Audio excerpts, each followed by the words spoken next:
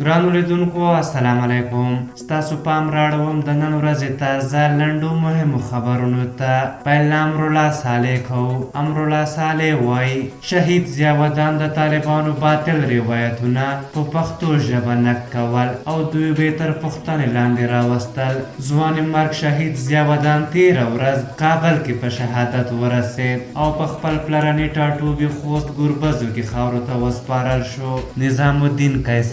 نظام الدین قیصاري په 209 شاهین کلو اردو کې په افغانستان کې د غوث ملاتړ ماموریت قومندان جنرال سکاټ میلر سره کتلي.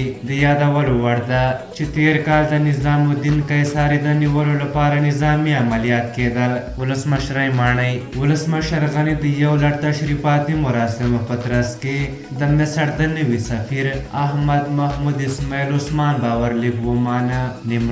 د نیمروز ولایتي شورا غړو رسنیو سره په خبرو کې ویلي چې په خاشرود کې د هوایي بمبارۍ له امله ټول قربانیان ملکي وګړي او د یوې کورنۍ 14 غړي دي. ولسمشر غني په دغه پیښه خواشیني ښودلی او د پلټنو امر یې کړی، خو دغه راز ویلي دي چې د ملکي وګړو د تلفاتو عاملین د ده په وینا طالبان دي، ځکه د خلکو له کورونو د سپر په توګه استفاده کوي.